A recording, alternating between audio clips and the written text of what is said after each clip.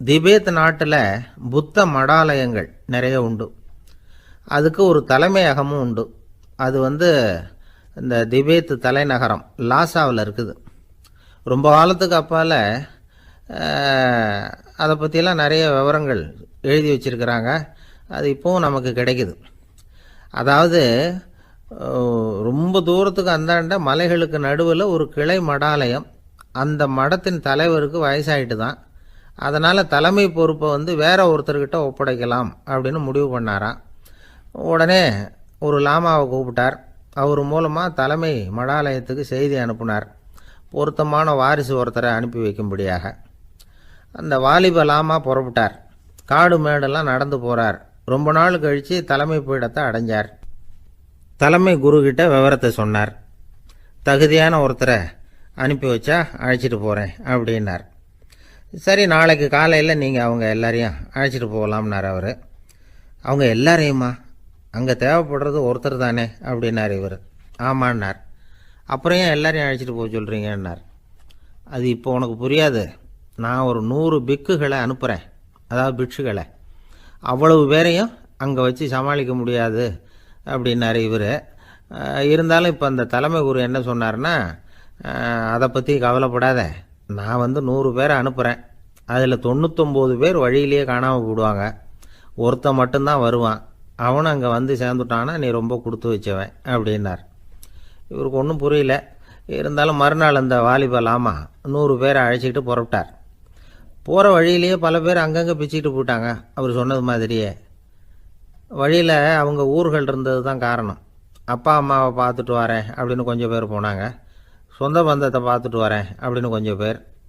ஒரு வாரம் ஆச்சு. இப்போ மிஞ்சினது 10 பேர் தான். வழியில் ஒரு நகரம். அங்கே சில பிட்சுக்கள் சந்தித்தாங்க. எங்கள் மடத்து தலைவர் இறந்துட்டார், உங்களில் யாராவது ஒருத்தர் எங்களுக்கு தலைவராக முடியுமா அப்படின்னு கேட்டாங்க. 10 பேரும் தயார். அதில் ஒருத்தரை அழைச்சிக்கிட்டு அவங்க போயிட்டாங்க. இன்னொரு ஊரில் சில பேர் வந்தாங்க, வழி மறிச்சாங்க. நில்லுங்க, எங்கள் மன்னர் மகளுக்கு திருமணம், அதை நடத்தி வைக்க 3 லாமாக்கள் தேவை அப்படின்னாங்க. இப்படி கொஞ்சம் கொஞ்சமாக எல்லோரும் காலி. கடைசியில் 2 பேரும் மிஞ்சினாங்க. அங்கே ஒரு இளம்பெண் எதிரில் வந்தா.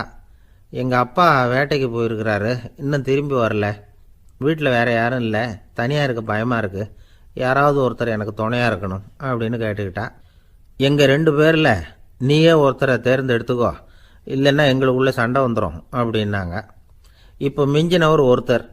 அவருக்கும் ஒரு சோதனை வந்தது. ஒரு தர்க்கவாதி எதிரில் வந்தான். உன்னோட வாதம் பண்ணணும்னா. இவனோட வாதம் பண்ணுறேன், அது முடிய ரொம்ப காலம் ஆகலாம். தர்க்கத்தில் நான் ஜெயிச்சா அங்கே வரேன், இல்லைன்னா இவருடைய சீடனை ஆயிடுவேன் அப்படின்னார் அவர். கடைசியாக அழைக்க வந்த வாலிப லாமா மட்டும் வெறுங்கையோடு திரும்பி போனார். அங்கே இருந்த வயசான மடாதிபதி கேட்டார், எத்தனை பேர் அங்கேருந்து புறப்பட்டீங்கன்னார். என்னையும் சேர்த்து 101ன்னார் அவர். நல்லது, நீயாவது திரும்பி வந்தியே, அதுதான் எனக்கு போதும். ஏன்னா நீ தான் எனக்கு உண்மையான வாரிசு. அந்த 100 பேரில் யாரும் வரமாட்டாங்க அப்படின்னார் அவர். ஏன்னா அவருக்கு தெரியும் இவர் ஒருத்தர் தான் திரும்பி வருவாருங்கிறது.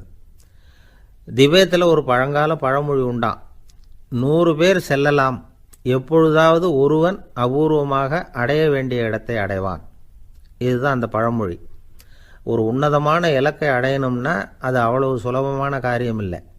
இந்த காலத்து மடாலயம் ஒன்று, அதில் ஒரு தலைவர், அவருக்கு வயசாகிட்டுது, தனக்கு ஒரு வாரிசை நியமிக்கணும் அப்படின்னு ஆசைப்பட்டார்.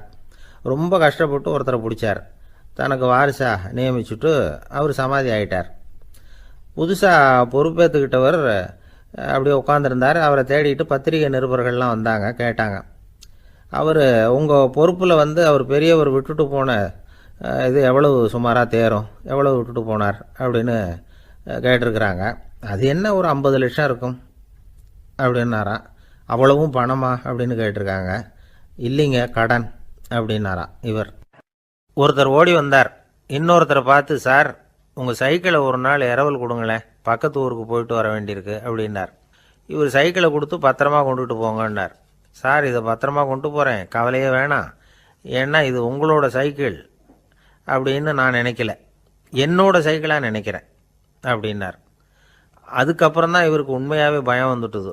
ஏன்னா அவர் சொன்னது மாதிரி அதை தன்னோட சைக்கிளாகவே நினச்சி தள்ளிட்டு போட்டால் என்ன பண்ணுறது? எது எதை நம்முடையதாக நினைக்கணுங்கிறதுக்கு ஒரு வரையறை இருக்குது. சில பேர் ஆஃபீஸையே வீடாக நினச்சி விடுறது உண்டு. அப்படிப்பட்டவங்க கூட வீட்டை ஆஃபீஸாக நினைக்கிறதில்ல. ஏன்னா வீட்டில் இவர் ஆஃபீஸராக நடந்துக்க முடியறதில்ல. இதெல்லாம் ஒரு பக்கம் இருக்கட்டும். இப்போ விஷயத்துக்கு வருவோம். பொறியியல் மேதை டாக்டர் விஸ்வேஸ்வரய்யா இருந்தார் இல்லையா? பாரத ரத்னா விருதெல்லாம் கொடுத்தாங்களே. ஆஃபீஸ் வேலை வேற, சொந்த வேலை வேற அப்படிங்கிறதுக்கு ஒரு உதாரணமாக இருந்தவர் அவர். மைசூர் மகாராஜா கிட்ட திவானா இருந்தார். அவர் ஒரு நாள் அரசாங்க வேலை காரணமாக வெளியூர் போயிருந்தார். ஹாசன்கிற ஊருக்கு பக்கத்தில் ஒரு பயண மாளிகை, அங்கே தங்கிவிட்டார். ராத்திரி அங்கே தங்கி இருந்துட்டு விடிஞ்சதும் ஊருக்கு திரும்புறதாக திட்டம். ராத்திரி தூங்கிறதுக்கு ரொம்ப நேரம் ஆயிட்டுது. ரொம்ப நேரம் வரைக்கும் அரசாங்க சம்பந்தப்பட்ட வேலைகளையே பார்த்துக்கிட்டு இருக்கிறார். அரசாங்க ஃபைல்கள் நிறைய இருந்தது. அதையெல்லாம் ஒவ்வொன்றா எடுத்தார், படித்து பார்த்தார், பரிசீலனை பண்ணார். அதில் எழுத வேண்டியதை எழுதினார், கையெழுத்து போட்டார். ஒரு வழியாக அந்த வேலையெல்லாம் முடிஞ்சுது.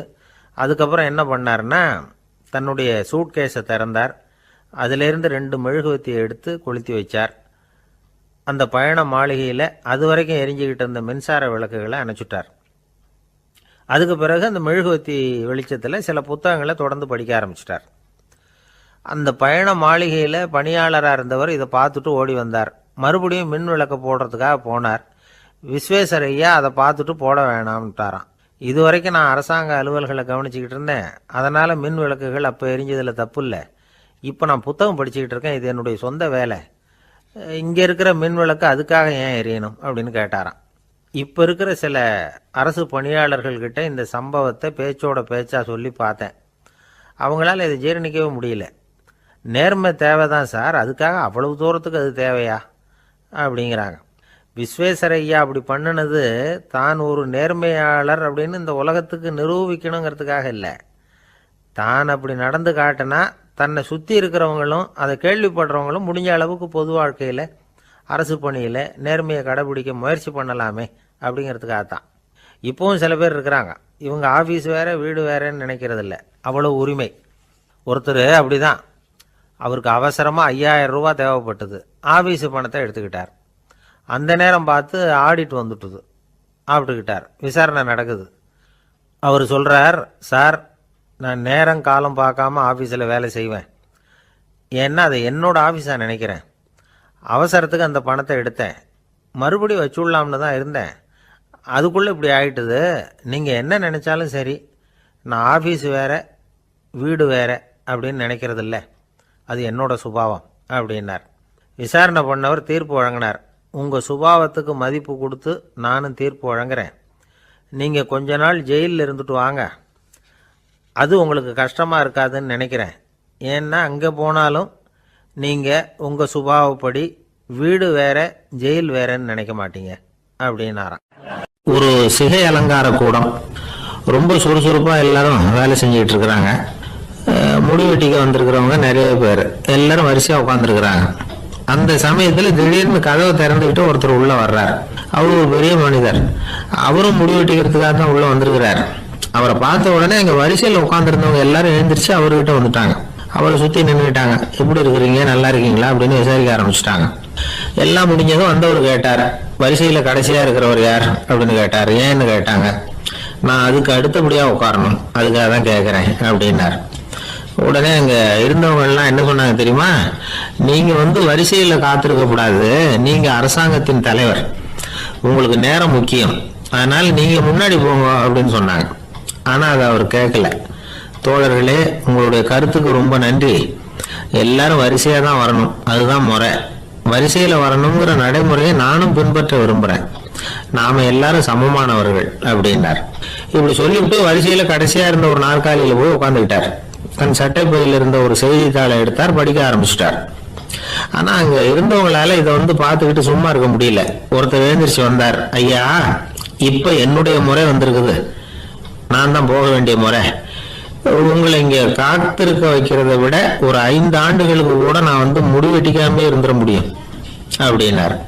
அவர் மறுபடியும் சொன்னார், ஐயா நீங்க வரிசை முறையை தாண்டி போக விருப்பப்படல, சரி, ஆனா என்னுடைய முறையை மாத்தி கொடுக்கறதுக்கு எனக்கு முழு உரிமை இருக்குது. இதுக்கு பதிலா உங்களுடைய கடைசி இடத்த நான் எடுத்துக்கிறேன், இதை நீங்க மறுக்க முடியாதுன்னார். அங்க இருந்த மற்றவங்களும் இதை ஒரு மனசா வற்புறுத்த ஆரம்பிச்சுட்டாங்க. அந்த பெரிய மனிதர் பார்த்தார், சரின்னு கடைசியா ஒத்துக்கிட்டார். அவர் யார் தெரியுமா? அவர் தான் மாவீரர் லெனின். ரஷ்யாவில் கிரெம்ளின் சிகை அலங்கார கூடத்துல தான் இது நடந்தது. எல்லாரும் இந்நாட்டு மன்னர்கள்னு வாயளவுல பேசுறதுல என்ன பிரயோஜனம்? நாம எல்லாரும் சமம்ங்கிறத நடைமுறையில கடைபிடிச்சு காட்டினவங்க கொஞ்சம் பேர் தான். அவங்கள ஒருத்தர் தான் லெனின். வரிசையில் நின்று வர்றதுங்கிறது ஒரு சிறந்த பண்பு, உயர்ந்த பண்பு. இன்னைக்கு பல இடங்கள்ல அது நமக்கு தேவைப்படுது. ஒரு ரேஷன் கடைவாசல், கடை திறக்கிறதுக்கு முன்னாடி எல்லாரும் வந்து வரிசையில் நின்றுட்டாங்க. கடைசியா வந்த ஒருத்தர் கியூல முன்னாடி போறதுக்கு முயற்சி பண்றாரு. ஏற்கனவே நின்றுட்டு இருக்கிறவங்க அவரை முன்னாடி போறதுக்கு விட மாட்டேங்கிறாங்க. கடைசியா போய் நில்லையா அப்படின்னு எல்லாரும் கத்துறாங்க. அதான் அவர் காதுல வாங்கல, முண்டி அடிச்சுட்டு முன்னாடி போறதுக்கே முயற்சி பண்ணிட்டு இருக்கிறார். எல்லாரும் சேர்ந்து அவரை வலுக்கட்டாயமா இழுத்து கொண்டாந்து பின்னாடி கொண்டு போய் நிறுத்திவிட்டாங்க. நிறுத்திவிட்டு சொன்னாங்க, இதை பாருப்பா, நாங்க இருக்கிற வரைக்கும் நீங்க முன்னாடி போய் எதையும் வாங்க முடியாது, தெரிஞ்சுக்கோ அப்படின்னாங்க. இப்போ அந்த ஆள் சொன்னாராம், நான் இங்க பின்னாடி நிக்கிற வரைக்கும் நீங்களும் எதுவும் வாங்க முடியாது அப்படின்னாராம். ஏன்னு கேட்டிருக்கிறாங்க. நான் தான் அந்த கடையை திறக்க வேண்டிய ஆள் அப்படின்னா. ஒரு நண்பர் யாருக்கோ ஃபோன் பண்ணிட்டு இருந்தார். அவர் பேசி முடிச்சதும் நான் அவரை பார்த்து, இப்போ ஃபோன் பண்ணீங்களே, அந்த ஃபோன் நம்பர் என்ன அப்படின்னு கேட்டேன்.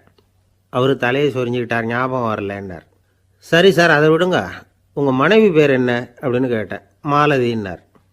என்ன சார் இது வேடிக்கை, கொஞ்ச நேரத்துக்கு முன்னாடி பேசின ஃபோன் நம்பர் வந்து மறந்து போச்சு. எப்போவோ கல்யாணம் பண்ணிக்கிட்ட மனைவி பேர் மறக்கலை, அதை கரெக்டாக சொல்லிவிட்டீங்களே அப்படின்னு கேட்டேன். அவர் என்ன ஒரு மாதிரியாக பார்த்தார். அவர் அப்படி என்னை பார்த்ததில் ஒன்றும் தப்பு இல்லை. ஏன்னா நாம் எல்லாருமே அப்படித்தானே, ஒரு குறிப்பிட்ட காரியத்துக்காக தொலைபேசியில் ஒருத்தட்ட பேசுகிறோம். அதுக்கப்புறம் அந்த எண் வந்து நமக்கு அனாவசியம், அதனால் மறந்துடுறோம். இதுக்கு பேர் தான் தற்காலிக ஞாபகம். ஆனால் மனைவி பேரை வந்து மறந்துட முடியுமா? முடியாது. அது வந்து அவசியமான ஒன்று. அடிக்கடி அந்த பேரை வந்து உபயோகப்படுத்துகிறோம். அதனாலேயும் அது வந்து முக்கியங்கிறதுனாலேயும் அதை மறக்கறதில்லை. இதுக்கு பேர் நிரந்தர ஞாபகம். சரி, இந்த தற்காலிக ஞாபகம், நிரந்தர ஞாபகம், இது ரெண்டு ஞாபக அளவுகளையும் கட்டுப்படுத்துறது எது அப்படின்னா மூளைக்குள்ள நடக்கிற மின்சார நடவடிக்கைகள் தான். தற்காலிக ஞாபகம் ஒரு மின்னல் மாதிரி தோன்றி மறையுது. நிரந்தர ஞாபகம் ஒரு படிவம் போல மூளையில் படிஞ்சுடுது. ஒரு சம்பவத்தின் பல பிரதிகள் மூளையில் பல்வேறு பகுதிகளிலேயும் படிகிறதுனால ஒன்று மறைஞ்சாலும் மறந்தாலும் இன்னொன்று மறையறதில்லை. இப்படிப்பட்ட நிலைமையில தான் இந்த தொண்டையில் இருக்கு, வாயில் வரமாட்டேங்குது சார் அப்படிமா. ஒருத்தருக்கு எந்த துறையில் ஆர்வமும் ஈடுபாடும் அதிகமோ அது சம்பந்தமான ஞாபக சக்தி அதிகமாக இருக்கும். தொழிலை விரும்புகிற ஒரு டெலிஃபோன் ஆப்ரேட்டருக்கு எண்கள்லாம் நல்ல ஞாபகம் இருக்கும். அது மாதிரி கவிஞர்களுக்கு வார்த்தைகள் நல்ல ஞாபகத்தில் இருக்கும். இது ஒரு பக்கம் இருந்தாலும் ஒரு மூளை வந்து எண்களை விட எழுத்துக்களை விட படங்களை ரொம்ப சுலபமாக ஞாபகத்தில் வச்சுக்குது. புரிஞ்சுக்கிற தன்மை, அனுபவம், புத்தி கூர்மை இது கூடி குறையிறத பொறுத்து ஞாபக சக்தியும் ஏறும் இறங்கும். இப்போ உதாரணத்துக்கு ஒரு பையனுக்கு படித்தது எதுவும் ஞாபகத்தில் இல்லைன்னா அவன் அதை சரியாக புரிஞ்சுக்கலன்னு அர்த்தம். இந்த மறதிங்கிறது எந்த சமயத்தில் ஒரு பிரச்சனை ஆகுது தெரியுமா? உங்களுக்கு வேண்டியப்பட்ட ஒருத்தரை ஞாயிற்றுக்கிழமை சாயந்தரம் சரியாக 5 மணிக்கு கடற்கரைக்கு வர சொல்லிவிட்டு அந்த நேரத்தை மறந்துவிட்டா அது பரவாயில்ல, வர சொன்னதையே மறந்துவிட்டா தான் நிலைமை மோசம்னு அர்த்தம். இப்படி இருந்தால் இது வந்து சிகிச்சை எடுத்துக்க வேண்டிய நிலைமைங்கிறத புரிஞ்சுக்கணும். ஆமாம், இதுக்கும் மருந்து இருக்குது. ஆனால் மூளை வந்து குறிப்பிட்ட அளவுக்கும் கீழே இயங்குறப்போவோ இன்னொன்று சொல்லுவாங்க, இந்த நியூரோ டிரான்ஸ்மிட்டர் அப்படின்னு சொல்லுவாங்க. அப்படிங்கிற மூளை ரசாயனம் ரொம்பவும் குறைஞ்சி போகிறப்போ மட்டும்தான் உபயோகப்படும். டாக்டர் என்ன சொல்கிறாங்க தெரியுமா? மூளையை பொறுத்த வரைக்கும் அதில் ஞாபக சக்தி அதிகமாக உள்ள மூளை, மறதி உள்ள மூளை அப்படின்னு ஒன்றும் கிடையாது அப்படிங்கிறாங்க. நினைவு வச்சுக்கிறதுக்கு பயிற்சி அளிக்கப்பட்ட மூளை, பயிற்சியற்ற மூளை அப்படின்னு வேணும்னா சொல்லலாம் அப்படின்னு சொல்கிறாங்க. அதனால் நம்ம ஞாபக சக்திங்கிறது நம்மக்கிட்ட இருக்கிற பயிற்சி, முயற்சி இதை பொறுத்து தான் அமையும். ஒருத்தர் ஒரு பென்சிலை எங்கேயோ வச்சுக்கிட்டு தேடிக்கிட்டு இருந்தார். அப்புறம் என்னமோ தீவிரமாக யோசனை பண்ணி அதை ஞாபகப்படுத்தி பார்த்துக்கிட்டு இருந்தாராம். எதிரில் உட்காந்துருந்தவர் சொன்னார், பென்சிலை தானே தேடிட்டு இருக்கீங்க, அது உங்கள் வலது காதில் இருக்குது சார் அப்படின்னாராம் அவர். இதுக்கு அவர் சொல்லியிருக்காரு, பென்சிலை வந்து வலது காதில் தான் வச்சுருக்கேங்கிறது எனக்கு நல்லா ஞாபகம் இருக்குது, ஆனால் எது வலது காதுங்கிறது தான் மறந்து போச்சு அப்படின்னாராம். அவர் அதை தான் யோசிச்சுட்டு இருந்திருக்கிறார். ஒரு நண்பர் வந்தார், ரொம்பவும் இறுக்கமாக உடை அணிஞ்சிருந்தார். அதாவது ஆடைக்குள்ள அவர் மாட்டிக்கிட்டு இருந்தது மாதிரி தெரிஞ்சது. ஏன் துணி குறைச்சலா எடுத்துட்டீங்களா அப்படின்னு கேட்டோம். இல்லைங்க, எனக்கு எப்பவுமே இறுக்கமாக உடை அணிகிறது தான் பிடிக்கும் அப்படின்னார். ஒருத்தர் எப்படி உடை அணிகிறார் அப்படிங்கிறத வச்சு அந்த ஆள் எப்படிப்பட்டவர் அப்படிங்கிறத கண்டுபிடிச்சிடலாம். உடை அணிகிற விதம் ஒருத்தருடைய மனநிலையை வெளிப்படுத்துதான். இப்போ இறுக்கமான உடை அணிகிறவங்க பொதுவாக மன நிம்மதி இல்லாதவங்களா இருப்பாங்களாம், கோபக்காரங்களா இருப்பாங்களாம். ரொம்ப தொலைதொலைப்பாக ஆடை அணிகிறவங்க இருக்கிறாங்கல்ல, அவங்கெல்லாம் அமைதியான ஆளாக இருப்பாங்களாம், சாந்தமாக இருப்பாங்களாம். இவங்கெல்லாம் போராடுறதுக்கு சரியாக வரமாட்டாங்களாம். இப்படி ஒரு கணிப்பு இருக்குது. அதனால தான் போர் வீரர்களுக்கெல்லாம் இறுக்கமான உடையை தான் கொடுக்கறது வழக்கம். ஆனால் சன்னியாசிகளை பாருங்கள், அவங்களுக்கெல்லாம் ரொம்ப தொலை உடைகள் தான். அவங்கெல்லாம் டைட் பேண்ட் போட்டுவிட்டு நிற்க மாட்டாங்க சன்னியாசிகள்லாம். அதே மாதிரி சன்னியாசிகள்லாம் காவி உடைய தேர்ந்தெடுக்கிறதுக்கும் காரணம் உண்டு. பல ஆண்டுகள் சோதனை செஞ்சு பார்த்துட்டு தான் சன்னியாசத்துக்கு காவி தான் சரி அப்படின்னு முடிவு பண்ணியிருக்கிறாங்க. இப்போ பௌதீக விஞ்ஞானப்படியும் அதுதான் சரி. அதாவது சூரிய ஒளியில் 7 வண்ணங்கள் உண்டு. ஒரு பொருள் மேலே அது விழும்பொழுது அந்த பொருள் நமக்கு சிவப்பாக தெரிஞ்சதுன்னா அந்த பொருள் சிவப்பை தவிர மற்ற எல்லா நிற கதிர்களையும் உள்வாங்கிக்கிட்டு சிவப்பு நிறத்தை மட்டும் வெளியில் விடுது, அதாவது விலக்கி விடுது. அதனால தான் அந்த பொருள் சிவப்பாக தெரியுது. உடல் ஆரோக்கியத்துக்கு ஓரளவு சிவப்பு தேவைப்படுது. அதனால தான் காவி உடை அணிஞ்சா சூரிய ஒளி ஓரளவு சிவப்பு விலகிவிடும். அதாவது சிவப்பின் பலனும் கிடைக்கும், இந்த சிவப்பின் கெடுதலும் இல்லை அப்படின்னு யோசனை பண்ணாங்க. காவி உதய வேளையின் நிறம். கீழ் வானத்துல கதிர் உதிக்கிற வேளையில முதல் ஒளி தோன்றுகிற நேரத்துல காவி நிறம் தான் கசி. தியானம் செய்யறப்போ முதல்ல காணக்கூடிய ஒளி காவி நிறம் தான். தியானத்தின் உச்ச நிலையின் நிறம் நீலம். தியானம் காவி நிறத்துல ஆரம்பமாகி நீல நிறத்துல நிறைவடைகிறது அப்படிங்கிறார் ஓஷோ. நீலம் தியான சிகரம், காவி தியான ஆரம்ப குறியீடு, ஒரு சன்னியாசியின் ஆரம்ப தரிசனம் அப்படிங்கிறார் அவர். ஒருத்தர் நாள் பூரா காவி உடையே அணிஞ்சிருந்தா அந்த நிறம் அவருக்கு தியானத்தை பற்றிய நினைவை ஊட்டிக்கிட்டே இருக்கும். இப்படியே ஆடைக்கும் தியானத்துக்கும் இடையில ஒரு தொடர் ஏற்படுது. ஒரு துறவியின் உள்ளார்ந்த பண்பா அது மாறுது. கடை வீதியில ஒரு பொருள் வாங்க போறோம், அது மறந்துடக்கூடாதுங்கிறதுக்காக ஞாபகம் முடிச்சு போட்டுக்கிறோம். அந்த முடிச்சுக்கும் பொருளுக்கும் தொடர்பு இல்லை. ஆனா கடை வீதிக்கு போன உடனே அந்த முடிச்சு அந்த பொருளை ஞாபகப்படுத்துது. அதாவது அந்த முடிச்சு ஒரு தொடர்பு அம்சமா அமையுது. அது மாதிரிதான் காவி உடையும். ஒரு துறவி நடக்கும் பொழுது, சாப்பிடும் பொழுது, குளிக்கும் பொழுது அவருடைய காவி உடை அவருக்கு ஞாபகப்படுத்திக்கிட்டே இருக்கும். அது ஒரு நிலைப்படுத்தப்பட்ட நினைவாக ஞாபகம் முடிச்சாக மாறிடுது. காவி ஆடை இல்லைன்னா ஒருத்தரால துறவியாக முடியாதுன்னு அர்த்தம் இல்லை. அதே நேரத்துல காவி ஆடையால ஒன்றும் பிரயோஜனம் இல்லை, அதுல ஒன்றும் அர்த்தம் இல்லை அப்படின்னு சொல்லிட முடியாது. இதுதான் உண்மை. இவ்வளவு தூரம் காவி ஆடையை பத்தி சொல்றதுனால எல்லாரும் சன்னியாசியா போடுவோம் அப்படின்னு நாம சொல்றதாக யாரும் நினைச்சிடக்கூடாது. மனசுக்கும் நிறத்துக்கும் உள்ள சம்பந்தத்தை தெரிஞ்சுக்கிறதுக்காக தான் இவ்வளவு. நமக்கு தெரிஞ்ச நண்பர் ஒருத்தர் இருக்கிறார், ஆபீஸ்ல வேலை பார்க்கிறவர். ஒவ்வொரு மாசமும் 20ஆம் தேதிக்கு பிறகு அவரை போய் பார்த்தீங்கன்னா காவி உடை அணிஞ்சிக்கிட்டு, கண்ணை மூடிக்கிட்டு, கை ரெண்டையும் விரிச்சு வச்சுக்கிட்டு தியானத்திலேயே உட்காந்துருப்பாரு. ஏன் இப்படி பண்றீங்கன்னு கேட்டேன். அதாவது 20ஆம் தேதிக்கு பிறகு என் கையில ஒரு பைசா கூட கிடையாது, ஒரு சன்னியாசி லெவல்ல இருக்கிறேன், என்கிட்ட எதுவும் செலவுக்கு கேட்காத அப்படின்னு என் மனைவிக்கு நான் சூக்கா உணர்த்துறதுக்காக அப்படி உட்காந்துருப்பேன் அப்படின்னு விளக்கம் கொடுக்குறார் அவர். காலை நேரம், கடற்கரை ஓரம், காலை வீசிக்கிட்டு கையை வீசிக்கிட்டு ஏதோ சண்டைக்கு போகிற சிப்பாய் மாதிரி எல்லாரும் நடந்து போயிட்டு இருக்கிறாங்க. நடைப்பயிற்சி. அதில் நமக்கு தெரிஞ்ச ஒருத்தர் எதிரில் வந்தார் ரொம்ப வேகமாக. என்ன சார் வாக்கிங்க அப்படின்னு கேட்டோம். அவரால் ஆமாம்னு பதில் சொல்ல முடியல, அவ்வளவு கஷ்டம். மூச்சு விடுறதுக்கே வாயை திறந்து மூடிக்கிட்டு இருக்கிறார். எங்கே பேசுறது? கொஞ்சம் நின்று நிதானித்து மூச்சு விட்டுட்டு அதுக்கப்புறம் சொன்னார் ஆமாம் அப்படின்னு. என்ன சார் இவ்வளவு வேகம்னோம்? உங்கள் பேச்சை கேட்டுவிட்டு தான் சார் நடக்க ஆரம்பித்தோம். நீங்கள் தான் அடிக்கடி சொல்லிகிட்டு இருந்தீங்க நடக்கிறது நல்லதுன்னு. அன்னையிலேருந்து ஆரம்பிச்சுட்டேன், ஆனால் ரொம்ப கஷ்டமாக இருக்குது சார். இப்போ பாருங்கள், உங்கள்கிட்ட சுலபமாக பேசக்கூட முடியல, மூச்சு வாங்குது, உடம்பு கூட வலிக்கிறது மாதிரி இருக்குது அப்படின்னு அவர் பாட்டுக்கு பேச ஆரம்பிச்சிட்டார். உங்களை யார் சார் இவ்வளவு வேகமாக நடக்க சொன்னது? வேகத்தை குறைங்க, மெதுவாக நடங்க அப்படின்னோம். நீங்கள் நடக்கிறதுனால என்னென்ன சௌகரியம்னு அன்னைக்கு சொன்னீங்களே தவிர சௌகரியமாக நடக்கிறது எப்படின்னு சொல்லலையே அப்படின்னார் அவர். இன்னமும் லேசாக மூச்சு வாங்கிக்கிட்டே சொன்னால் கூட இவர் சொல்கிறதுலேயும் ஒரு நியாயம் இருக்குது. அதனால் இந்த நடைப்பயிற்சி பண்ணுறவங்க கவனிக்க வேண்டிய சில முக்கியமான குறிப்புகள் இருக்குது. அது என்னென்னங்கிறத அவங்க தெரிஞ்சுக்கணும். அது தெரிஞ்சு வச்சுக்கிறது நல்லது. இதெல்லாம் மருத்துவ நிபுணர்கள் சொல்கிற குறிப்புகள். அவங்க என்ன சொல்கிறாங்க தெரியுமா? உங்கள் வயசு 40க்கு மேலேயா? உங்கள் எடை இருக்க வேண்டியதை விட 10 கிலோ அதிகமாக இருக்குதா? நீங்கள் புகை பிடிக்கிறவரா? இதய நோய், இரத்த நாள நோய், உயர் இரத்த அழுத்தம் இப்படி ஏதாவது உங்களுக்கு உண்டா? அப்படின்னா நீங்கள் உங்கள் இஷ்டத்துக்கு வரிஞ்சு கட்டிக்கிட்டு நடைப்பயிற்சி பண்ண ஆரம்பிச்சிடாதீங்க. முதல்ல ஒரு மருத்துவ பரிசோதனை பண்ணிக்கோங்க, அதுதான் நல்லது அப்படின்னு அவங்க சொல்கிறாங்க. நடக்கிறப்போ, உடற்பயிற்சி செய்கிறப்போ மார்பு பகுதியில் அல்லது வேறு எங்கேயாவது தொடர்ந்து வலி இருந்ததுன்னா பயிற்சியை நிறுத்திவிட்டு டாக்டரை போய் பார்க்கணும். நடைப்பயிற்சி பண்ணுறப்போ உங்கள் சக்திக்கு தகுந்த மாதிரி மெதுவாக அதிக கஷ்டம் இல்லாமல் முன்னேறலாம். அங்கே என்ன போட்டியாக வைக்கிறாங்க? முந்திக்கிட்டு போய் என்ன பண்ண போகிறோம்? பரிசா வாங்க போகிறோம். அதனால் நிதானம் அவசியம் அப்படிங்கிறது அவங்க ஆலோசனை. தொந்தரவு கொடுக்காத ஷூ, ட்ரெஸ்ஸு இதுகளை உபயோகப்படுத்துங்க. பாதத்தில் ஆடு தசை இருக்குல்ல, அங்கே ஏதாவது பிரச்சனை இருந்ததுன்னா டாக்டரை பாருங்கள். இந்த பாதத்தில் வலி வரும் அந்த இடத்துல.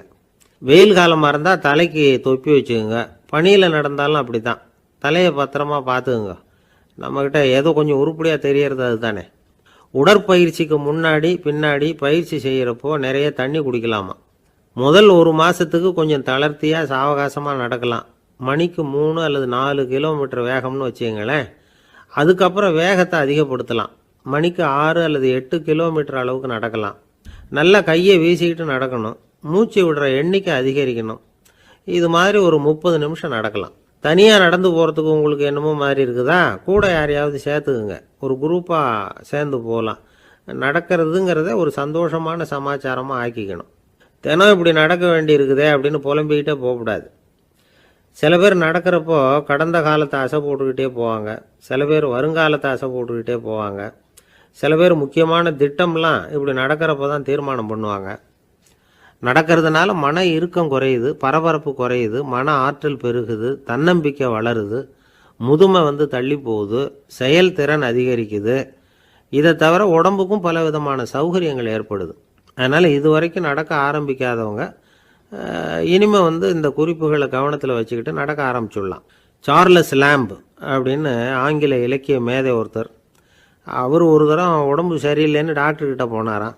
டாக்டர் அவரை பார்த்துட்டு, நீங்கள் தினமும் காலையில் வெறும் வயத்தில் நடக்கணும் அப்படின்னாராம். வெறும் வயத்தில் நடக்கிறதுக்கு நான் தயார், ஆனால் வயிறு கிடைக்கணுமே சார். யார் வயத்து மேலே நடக்கிறது டாக்டர் அப்படின்னு கேட்டாராம் இவர். ஒரு பெரியவர்கிட்ட பேசிக்கிட்டு இருந்தேன். அவர் என்கிட்ட ஒரு கேள்வி கேட்டார். திருடர்கள் எத்தனை வகை தெரியுமா உனக்கு அப்படின்னார். இதுதான் அவர் கேட்ட கேள்வி. எதுக்காக என்ன பார்த்து அந்த கேள்வி கேட்டாரு தெரியல. இருந்தாலும் நான் அவருக்கு பதில் சொன்னேன். திருடர்கள்ல எத்தனையோ வகை உண்டுங்க. கார் திருடன், சைக்கிள் திருடன், முகமூடி திருடன், எப்படி சொல்லிட்டு போகலாம். இருந்தாலும் என்னுடைய சிற்றறிவுக்கு எட்டின வரையில திருடர்களை 2 வகையா பிரிக்கலாம் அப்படின்னு நினைக்கிறேன். ஒன்னு ராத்திரியில திருடுற திருடன், இன்னொருத்தன் பகல்ல திருடுற திருடன். அதாவது பகல் திருடன், ராத்திரி திருடன் அப்படின்னு பெரியவர் சிரிச்சார். என்ன சிரிக்கிறீங்களா? என்ன கள்வர்கள் 4 வகை அப்படின்னு ஆரம்பிச்சார். எப்படின்னு கேட்டேன். சாப்பாட்டுக்கு இல்லாம திருடுறாங்க பாருங்க, அது ஒரு வகையாம். சாப்பாட்டுக்கு இருந்தும் திருடுறாங்க பாருங்க, அது ஒரு வகையாம். இதை தவிர இன்னும் ஒரு 2 வகை திருட்டு உண்டு. அது என்னன்னா, ஆண்டவன் கிட்ட இருந்து நாம திருடுற திருட்டு, இன்னொன்னு என்னன்னா நம்ம கிட்ட இருந்து ஆண்டவன் திருடுற திருட்டு அப்படின்னார். எனக்கு ஒன்றும் புரியல. என்ன சார் இது, ஆண்டவனையே திருடன்னு சொல்றீங்களே அப்படின்னு ஆச்சரியமா. ஆமாங்க, ஆண்டவனை கல்வன்னு சொல்றது இல்லையா? காஞ்சிபுரத்துக்கு பக்கத்துல திருக்கார்வனம் அப்படின்னு ஒரு ஊர் இருக்கு. அங்க உள்ள பெருமாளுக்கு கல்வர்னு தான் பேரு.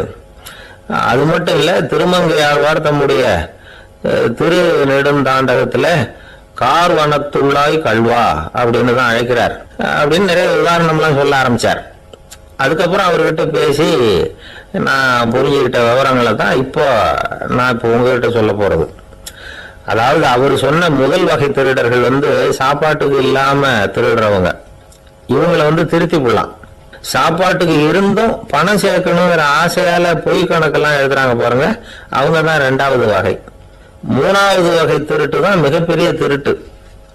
இறைவனுக்கு சொந்தமானதை நம்முடையதுன்னு நினைக்கிற திருட்டு.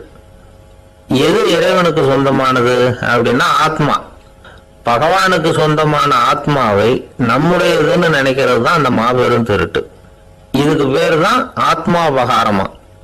சரி, இதுக்கு பரிகாரம் என்ன? எல்லாம் இறைவனுடையது, நமக்கு ஒண்ணும் இல்லை அப்படின்னு நினைக்கிறது தான் இதுக்கு பரிகாரம். இதெல்லாம் இருக்கட்டும். 4வது திருட்டு ஒண்ணு சொன்னோம்ல, ஆண்டவன் நம்ம கிட்ட இருந்து திருடுறது. அது எப்படி? ஆண்டவனை கல்வன்னு சொல்றாங்க, அது சரி. அவர் என்னத்தை திருடினார்? இப்போ இன்னொருத்தருக்கு சொந்தமான ஒன்னை எடுத்து வச்சுக்கிறது தான் கள்ளத்தனம். ஆனா ஆண்டவன் எடுத்துக்கிட்டோம்னா இருக்கிறது எல்லாமே அவனுக்கு சொந்தம். அப்படி இருக்கிறப்போ அவரை எப்படி கல்வன்னு சொல்றது? இது என்ன புரியாம இருக்குது அப்படின்னு சொல்லி பார்த்தா அதுக்கும் விளக்கம் சொல்றாங்க அவங்க. அதாவது ஆண்டவனுக்கு உருவமே கிடையாது, அருவமா இருக்கிறவன், அதாவது உருவம் இல்லாம இருக்கிறவன். அப்படி உள்ள பகவான் நம்மள மாதிரி உருவத்துல இருக்கிறான். நம்மள மாதிரியே கையை காலு மூக்கெல்லாம் இருக்குது ஆண்டவனுக்கு. இந்த உருவம் நம்ம கிட்ட இருந்து திருடினது தானே. அவன் தன்னுடைய உண்மையான திருமையை நமக்கு காட்டாம, அதாவது தரிசனம் கொடுக்காம இருக்கிறது கள்ளத்தனம் தானே. அதனால்தான் இதுவும் ஒரு பெரிய திருட்டு, இருக்கிறதுலயே மிகப்பெரிய திருட்டு அப்படிங்கிறார். என்கிட்ட பேசிக்கிட்டு இருந்தார், இந்த விஷயம்லாம் சொல்லிட்டு இருந்தாரு இந்த பெரியவர். அதாவது திருட்டை ஆன்மீக நோகத்துல அவர் பாக்குறார். நம்ம பார்வையில இதை விட அபூர்வமான திருட்டுலாம் இங்க உண்டு, அபூர்வமான திருடர்களும் உண்டு. ஒரு திருடன் சிறையிலிருந்து விடுதலையாகி வெளியில போனான். கொஞ்ச நாள்ல மறுபடியும் திரும்பி ஜெயிலுக்கு வந்துட்டான். அப்போ சிறை அதிகாரி அவனுக்கு அறிவுரை சொன்னாராம். ஏன்பா இப்படி அடிக்கடி தப்பு பண்ணிவிட்டு ஜெயிலுக்கு வந்துடுறியே, உனக்கு சொந்த பந்தம் எதுவும் இல்லையா? உனக்கு அப்பா அண்ணன் தம்பிகள் அவங்க கூட எல்லாம் சேர்ந்து வாழணுங்கிற ஆசை இல்லையா அப்படின்னு கேட்டிருக்காரு. அவங்களோட சேர்ந்து வாழணுங்கிற ஆசை எனக்கு நிறைய உண்டுங்க சார் அப்படின்னு அவன். அப்புறம் எதுக்கு இப்படி ஜெயிலுக்கு வந்துடுற அப்படின்னாரான் அவரு. அவங்க எல்லாருமே இங்கே தானே சார் இருக்காங்க அப்படின்னு அவன். ஒரு ஆள் இருந்தான், நிறைய பணம் சம்பாதிச்சான், ஆனா செலவு பண்ண மனசு வரல, கருமி. அவன் என்ன பண்ணா, சேர்த்த பணம் பூராவையும் ஒரு மரத்தடியில புதைச்சி வச்சிருந்தான். வாரத்துக்கு ஒரு தடவை அந்த மரத்தடிக்கு வருவான், புதைச்ச இடத்த ஆவலோட பார்த்துக்கிட்டு இருப்பான், அதுக்கப்புறம் போயிடுவான். அவ்வளவுதான். ஒரு நாள் ஒரு திருடன் வந்தான், இவன் புதைச்சி வச்சிருந்ததெல்லாம் எடுத்துட்டு போட்டான். இது தெரிஞ்சு போச்சு. அந்த கருமி புலம்ப ஆரம்பிச்சுட்டான். இவன் புலம்பலை கேட்டதும் அக்கம் பக்கத்துல இருந்தவங்க எல்லாம் ஓடி வந்தாங்க. என்ன விஷயம்னு விசாரிச்சாங்க. இவன் சொன்னான். ஒரு பெரியவர் கேட்டார், ஏப்பா வார வாரம் இந்த இடத்த பாக்குறதாக சொன்னியே, எப்பவாவது இதுல இருக்கிற பணத்தை எடுத்து செலவு பண்ணிருக்கியா அப்படின்னு கேட்டார். நான் அப்பப்போ அதை பாக்குறது தான் வழக்கம், அதை தொட்டதே இல்லைன்னு அவன். சரி அப்படின்னா இப்போ நீ அதே மாதிரி வார வாரம் ஒரு தடவை இந்த இடத்த பார்த்துட்டு போகலாமே அப்படின்னாராம் அந்த பெரியவர். அதுவும் சரிதானே, எவ்வளவு காலமானாலும் அவன் அந்த பணத்தை எடுத்து செலவு பண்ண போறதில்லை. அப்படி இருக்கிறப்ப உள்ளே பணம் இருந்தாலும் ஒண்ணுதான், இல்லாம போனாலும் ஒண்ணுதான். இதுல இருந்து என்ன புரியுதுன்னா, ஒருத்தர் கிட்ட இருக்கிற பணத்தை கொண்டு அவர் பணக்காரரா ஏழையா அப்படின்னு முடிவு செய்யறது சரியில்லை. அந்த செல்வத்தை அனுபவிக்கிற திறன், பயன்படுத்துற திறன், அதை வச்சுதான் அவர் ஏழையா பணக்காரரா அப்படிங்கிறத நிர்ணயம் பண்ணணும். அதுதான் சரி. செலவு பண்ண தெரியாதவன் சேகரம் பண்ணிட்டே இருக்கிறதுனால என்ன பிரயோஜனம்? தலைமுடியே இல்லாதவன் தாராளமா சீப்புகளை வாங்கி சேகரம் பண்றது மாதிரி தானே இது. சில சமயம் செலவு பண்ண நாம தயாரா இருந்தா கூட அந்த செல்வம் நமக்கு பயன்படுறதில்லை. அரேபியாவில் ஒரு நகை வியாபாரி விலை உயர்ந்த முத்துக்களை எல்லாம் அவர் வச்சு வியாபாரம் பண்ணிட்டு இருந்தார். அவர் ஒரு சமயம் ஒரு பாலைவனம் வழியா போயிட்டு இருக்கிறார் ஒட்டகத்துல. அப்போ திடீர்னு கடுமையான புயல் வீச ஆரம்பிச்சுட்டு திசை தவறி இவர் எங்கேயோ வந்துட்டார். கூட வந்தவங்களையும் காணல, எங்க போனாங்களும் தெரியல. இவர் ரொம்ப பயந்து போய் அங்கே எங்கேயுமா அலைஞ்சு திரியிறார். வழியே தெரியல, பசி கடுமையாயிட்டுது. ஒட்டகத்து முதுகுல ஒரு மூட்டை இருந்தது, அதை பிரிச்சு பார்த்தார். உள்ள ஏதாவது இருக்கான்னு தேடி பார்க்கிறார். அது வரைக்கும் கண்ணில் தட்டுப்படாத அபூர்வமான ஒரு பை கண்ணில் போட்டது. ஆஹா, அதுல ஏதாவது சாப்பிட்றதுக்கு இருக்கும் அப்படின்னு நினைச்சு ஆவலா அதை பிரிச்சு பார்க்கிறார். அந்த பையில விலை உயர்ந்த முத்துக்கள் நிறைய இருந்துதான். அப்பதான் அவர் நினைச்சாராம், விலை உயர்ந்த முத்துக்கள் கூட சாப்பிடுறதுக்கு உணவாக முடியாது அப்படிங்கிறத புரிஞ்சுக்கிட்டாராம். எந்த நேரத்துல எது நமக்கு தேவையோ அது நமக்கு தாராளமா கிடைக்கணும். அப்படி அது கிடைக்கிறதுக்கு நம்ம கிட்ட இருக்கிற செல்வம் பயன்படணும். அது நமக்கும் பயன்படலாம், நம்ம மூலமா அடுத்தவங்களுக்கும் பயன்படலாம். அதுதான் செல்வத்தின் பயன். ஒரு மரத்தடியில ஒருத்தன் உட்காந்து அழுதுகிட்டு இருந்தான். அந்த பக்கமா வந்த இன்னொருத்தன் ஏப்பா அழுதுகிட்டு இருக்கிறேன்னு கேட்டான். இந்த இடத்துலதான் பூமிக்கு அடியில பணம் இருக்குது, புதைச்ச இடம் தெரியல, அதான் அழறேன் அப்படின்னா. நல்லா ஞாபகம்